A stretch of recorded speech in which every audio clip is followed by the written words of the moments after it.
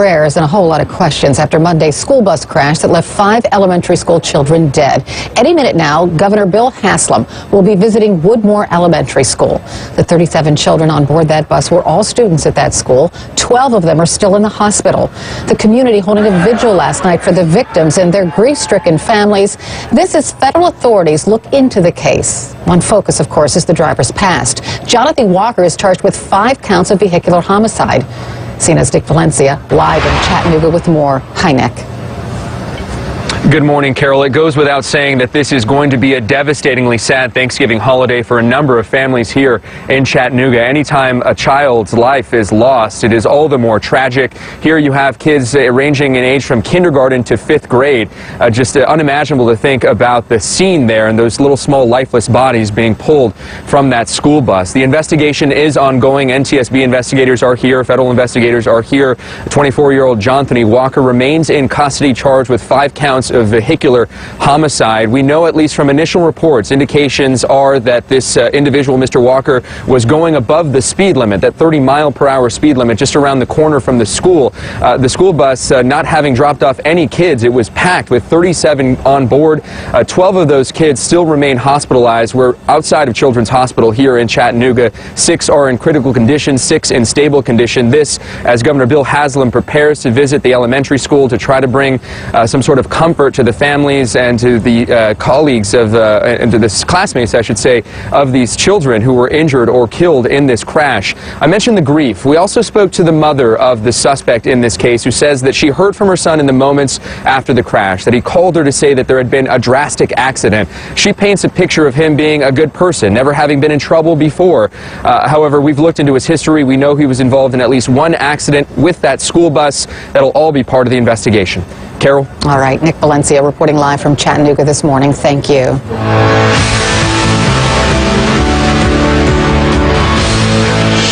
And good morning, I'm Carol Costello. Thank you so much for joining me. The opening bell rang just moments ago on Wall Street. All eyes on the Dow after a record-setting Tuesday, closing over 19,000 for the very first time.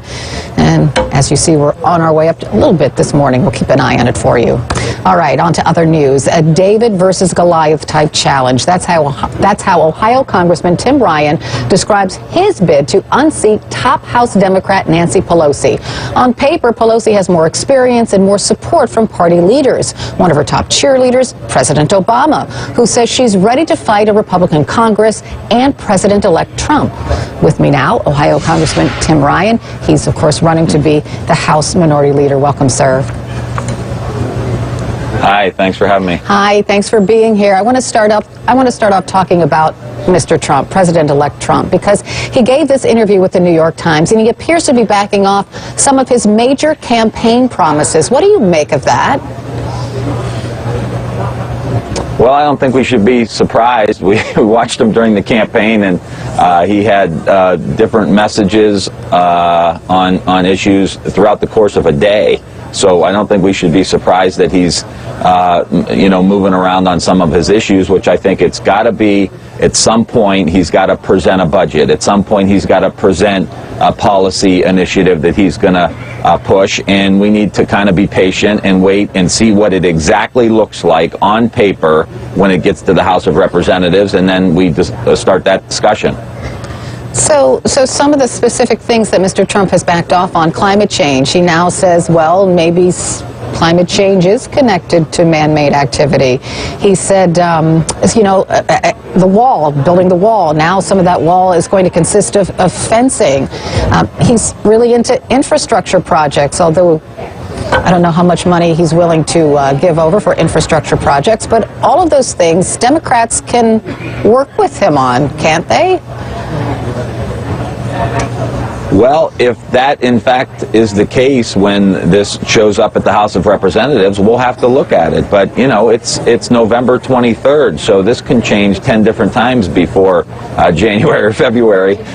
So, we just, like I said, need to be patient and wait until we see some concrete information. The reality of it is, and I think what this is proving, is there's going to be a lot of opportunities for Democrats because this is going to cause a lot of infighting with the Republicans. And so our race for our leader is very, very important so that we can position ourselves to be able to take the House of Representatives back. And you can believe what we say, what we campaign on, we try to do. President-elect Trump also says that conflicts of interest don't apply to him. When you hear that, what goes through your mind? Wow. You know, I mean, talk about being above the law or thinking the rules don't apply to you. I mean, come on. I mean, this could get ugly real quick, and I think he's got to be very, very careful because it's a scandal waiting to brew, even with the Republicans in control. So, you know, he's got to be careful. How could it get ugly, Congressman? How could it get ugly? What could Democrats do?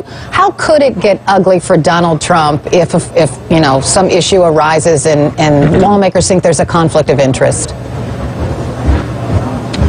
Well, the Republicans are in charge, so, you know, the Democrats can't necessarily initiate anything, you know, legally or legislatively, but we will ramp up the pressure if we think there are conflicts of interest, if we think there's any form of corruption happening in the administration, we will ramp up the heat, and then Republicans will be faced with defending the behavior or the conflicts of interest for the president, and then that will become a political liability for them in the midterm election. So, as I said, this could get bad real quick for them.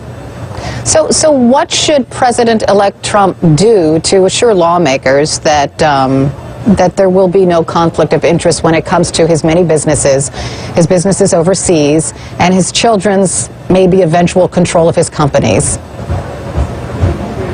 Well, I think, you know, there's talk of a blind trust. There's talk of divesting. You know, I mean, he's got to decide with his team of lawyers what he does.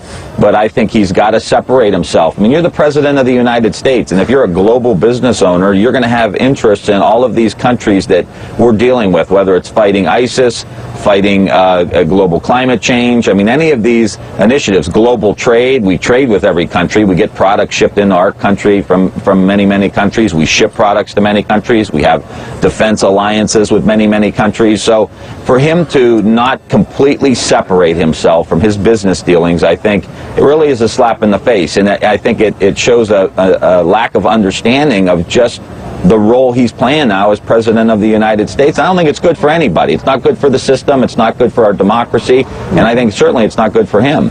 All right, Congressman Tim Ryan, thank you so much for stopping by on this Wednesday. I do appreciate it. I want to take you now live to Chattanooga, Tennessee. The governor there visiting that elementary school where those 5 school children died in that school bus crash. Let's listen. Scenes that nobody wants to see, with a community that continues to fill up this school and the hospital with food and other things, with a community fund that's been set up already. That's the website almost crashed last night, to professionals at Erlanger who took care of kids. The list goes on and on. I was telling both mayors I couldn't be more impressed with Chattanooga and Hamilton County.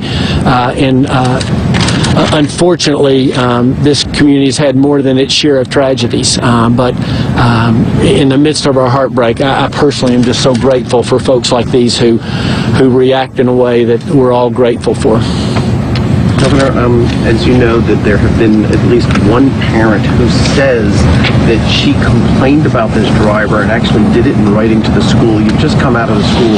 Have you seen the letter? Does the letter exist? Was the school aware of any complaints about this driver? I am not aware of that. This is, like I said, this is my first visit to the school, and we were basically had a chance to talk about some of the students who were in the bus, those who lost their lives and those who didn't. We had a chance to talk about the way the community responded, and like I said, I'm incredibly grateful for these folks who have reached out with such compassion. I don't know anything about the letter. Some of the folks here perhaps could answer that question. Governor, do you think that school buses should have seatbelts? I think this. I think it's time for us to step back, all of us, local school boards, the state, and look at the whole school bus process, from how we hire drivers to how we ensure safety of the equipment, to whether there's seat belts on those buses. And I know I'm going to ask Commissioner McQueen, who leads our education department, Commissioner Perkey, who's in charge of safety, to begin that process of let's do a thorough review of every step along the way to see, let's make certain that we don't have one more of these. How are these kids doing? What does it take for something like this to happen before we see some action being taken? Well, I'll let others comment on that, but there's been, as it comes to seatbelt, I think as you all know, there's been some conflicting views, and I think the National Highway Group until last year didn't recommend that. Now, people's opinions are starting to change, obviously, when you have rollover situations, so I'm certainly not an expert on that. I think what we can do is saying, given where we are right now, what should we do going forward? How are the kids doing? You said that you met with them? I actually was just met with folks in school. I'm going to have a chance to go to Erlanger in a little bit. I'll let either the principal or we still have 6 kids that are in ICU, still have 6 that are in the hospital. The other 20 have been released to parents, and so they're making progress, but it's going to take some time. What is it going to be like at school on Monday following the Thanksgiving holiday and all? Right now our focus is to continue to give the grief support that's necessary and needed for our students. We've had that support here, we have that support here today, and we will continue to have that support on Monday for students and families that need that support. If I can ask, because the governor couldn't answer, does that letter exist?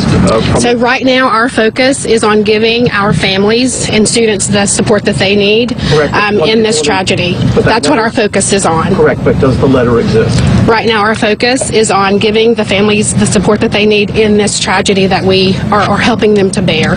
We are mourning and grieving the loss of students, so that's what our focus is on right now. I think people recognize that this is a horrible situation, but there's also people who'd like to know, was the school made aware of this driver's record? Let me say this, and I honestly don't know that, okay? But that's why I'm asking now. I know, and there'll be plenty of time. These folks are suffering an incredibly hard burden. I mean, you go into a classroom where, there were a 9-year-old girl sat on Monday, and she's not coming back to the class, and this is real hard, emotional stuff for people who invest their lives in kids. We'll have plenty of time to do that, and I can promise you from the state, we will do everything we can to make certain going forward we have the right process in place. Thank you. We have to wrap this up. I don't understand why you wouldn't want to answer that question. I don't know the answer to that question. I know you don't, but there are representatives here who could answer the question. Why would you not want to answer if you had been notified about this driver's record by a parent? Okay. The governor has to leave, so thank you. Thank you, everyone, for joining us this morning. Thank you. All right, it started off very emotional, and it got a little contentious there at the end. Of course, we'll keep following this, but that bus driver did have a record of an accident involving the very school bus that crashed. We will continue to dig into that, too. I'll be right back.